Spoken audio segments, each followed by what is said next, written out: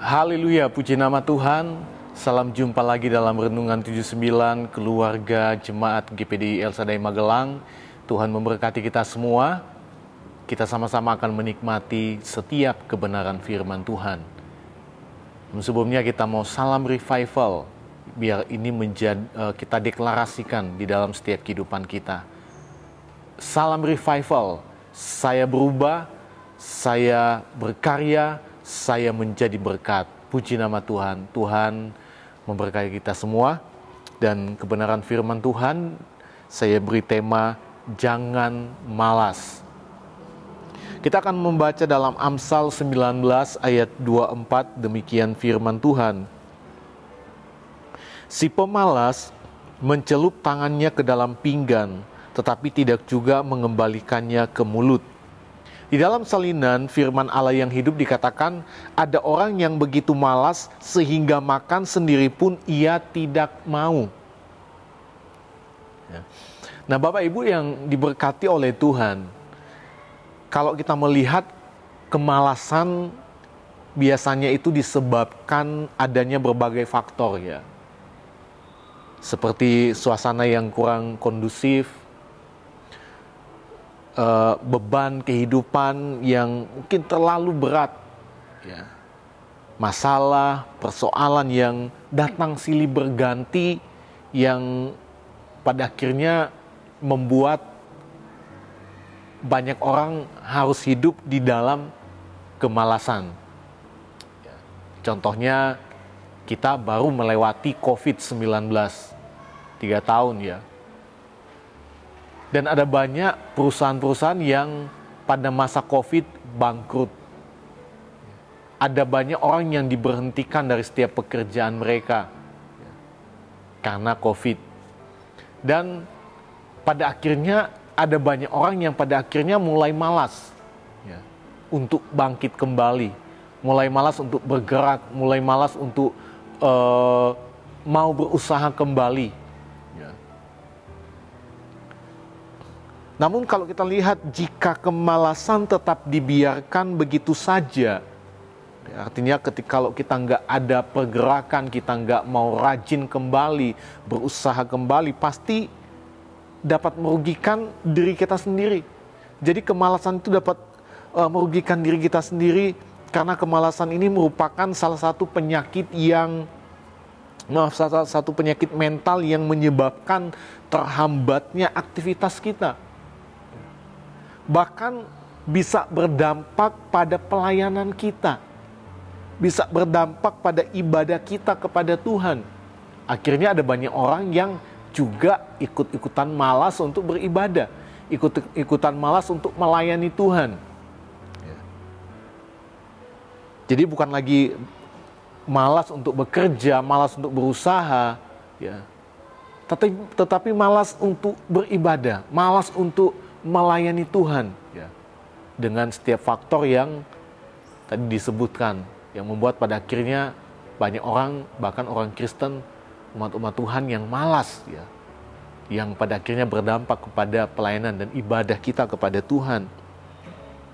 Itu sebabnya Bapak Ibu, kita tidak boleh membiarkan kemalasan ini menguasai kita.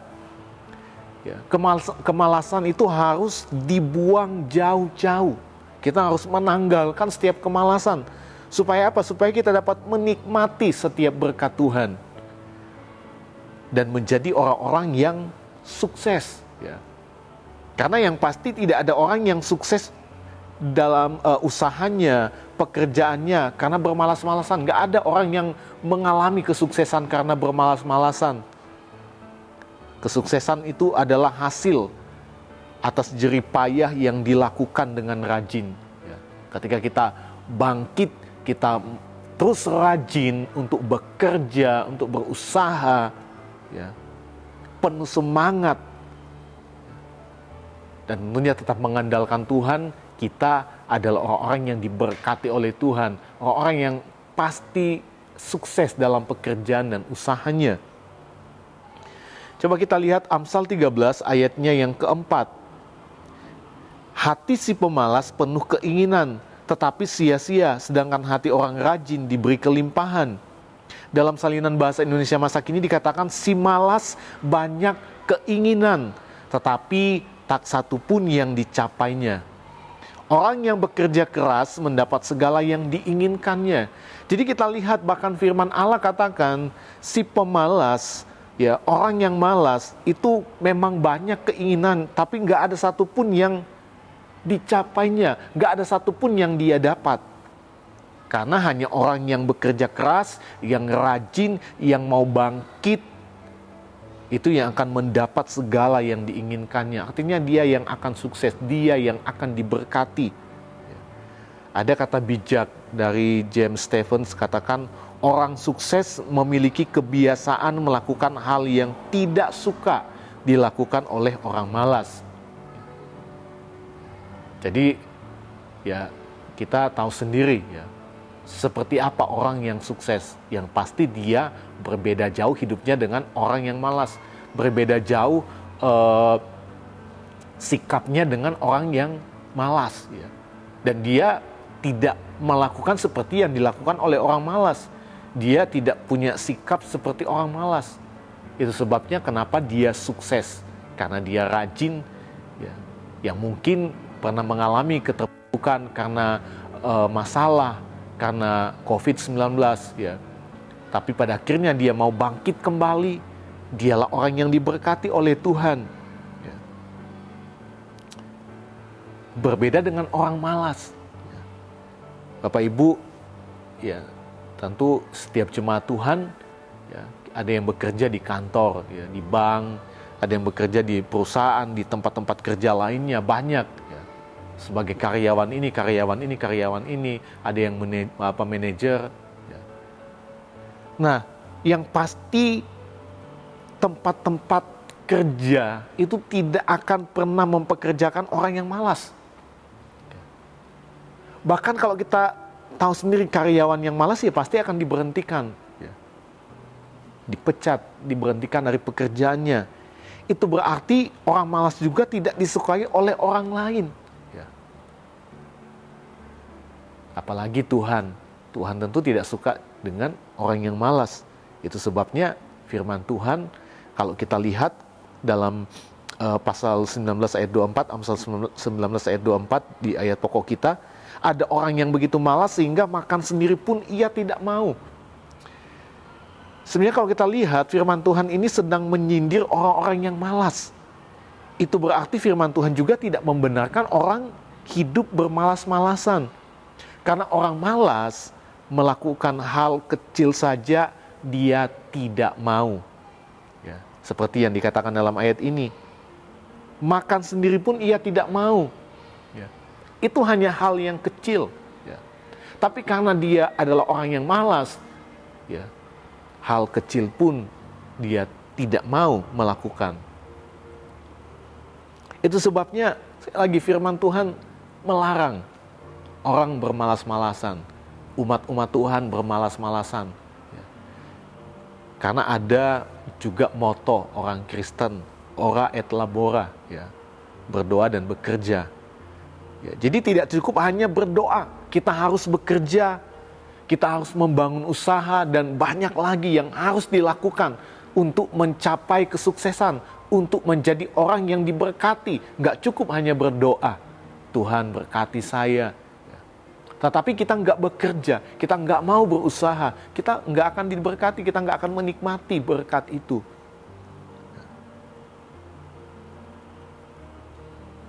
Karena berkat Tuhan, Tuhan sediakan secara berlimpah. Tetapi kita tidak diajarkan untuk menjadi manja dan hanya menanti saja. Kita harus bekerja dengan giat, kita harus rajin. Kita harus berusaha untuk apa? Untuk mencapai setiap berkat Tuhan. Ada satu contoh yang kita lihat dalam Alkitab, yaitu bangsa Israel. Di dalam Yosua 18 ayat 3 saya baca firman Tuhan. Dikatakan sebab itu berkatalah Yosua kepada orang Israel. Jadi firman Tuhan datang kepada Yosua untuk sampaikan kepada bangsa Israel. Berapa lama lagi kamu bermalas-malas sehingga tidak pergi menduduki negeri yang telah diberikan kepadamu oleh Tuhan Allah nenek moyangmu. Jadi kita lihat bangsa Israel, Tuhan sudah menyertai perjalanan mereka dan memberkati mereka dengan tanah Kanaan, tanah yang berlimpah madu dan susunya, yaitu tanah Kanaan. Ya. Tetapi tetap saja suku-suku bangsa Israel ini malas, ya. Malas untuk berangkat berperang seperti yang Tuhan perintahkan, ya. Tuhan perintahkan mereka untuk menguasai wilayah yang masih tersisa. Jadi jangan ada yang tersisa. Ya. Jadi mereka harus menguasai semua tanah Kanaan. Gak boleh ada bangsa lain yang disisakan. Karena bangsa Kanaan, orang-orang Kanaan adalah orang-orang yang tidak menyembah kepada Tuhan. Ya kalau dibiarkan nanti bangsa Israel pada akhirnya akan mengikuti jalan-jalan mereka yang sesat. Ya. Dan hal itu yang pada akhirnya terjadi. Kenapa? Karena mereka bermalas-malas. Pada akhirnya di kemudian hari mereka mengalami hukuman dari Tuhan. Kenapa? Karena mereka menyembah berhala, terjerat kepada godaan-godaan dari orang-orang Kanaan yang Tuhan sudah perintahkan untuk binasakan, tapi mereka nggak binasakan, mereka sisakan. Ya. Firman Tuhan datang kepada mereka lewat Yosua, menegur mereka. Supaya apa? Supaya mereka nggak bermalas-malas. Berapa lama lagi kamu bermalas-malas? Bapak Ibu, pesan yang sama juga datang dalam setiap kehidupan kita. Kalau ada di antara kita yang mungkin hari ini mulai malas, ya, karena sesuatu hal yang kita alami, mari saya mengajak setiap kita bangkit dari kemalasan. Bangun semangatmu untuk bekerja. Giat kembali dalam setiap pekerjaan. Ya. Bangun usahamu. Apa yang dipercayakan Tuhan dalam kehidupan kita. Tuhan sudah menyediakan berkat-berkatnya, tapi kita harus berusaha. Gak cukup hanya berdoa, tapi kita harus bekerja, berusaha untuk menikmati setiap berkat Tuhan. Tuhan yang menyertai kita pasti memberkati kita, yang bangkit dan membuang segala kemalasan. Puji nama Tuhan, Tuhan Yesus memberkati kita semua. Terima kasih Bapak Ibu, Saudara-saudari yang telah mengikuti Renungan 79, dan kiranya setiap renungan yang sudah kita dengar itu dapat menjadi berkat bagi kita semua, menjadi berkat bagi orang lain juga. Ya, dan bagi Bapak Ibu, Saudara-saudari yang ingin didoakan untuk pokok doa tertentu, mau menceritakan mujizat, kesaksian, kesembuhan, pemulihan masalah dan keluarga, banyak lagi, Bapak Ibu dapat menyalurkan lewat chat dalam WhatsApp di nomor 081327420088. Tuhan Yesus memberkati kita semua. Saya mengajak, mari setiap jemaat Tuhan kita mau berdoa kepada Tuhan. Saya percaya bahwa Tuhan mengasihi setiap kehidupan kita. Dia sudah menyediakan setiap berkat-berkatnya bagi Bapak Ibu. Mari kita mau bangkit, ya. Kita mau membangun terus kehidupan yang semangat di dalam Tuhan. Terima kasih Bapa yang baik. Terima kasih Tuhan Yesus. Kami percaya anugerah-Mu melimpah dalam hidup kami.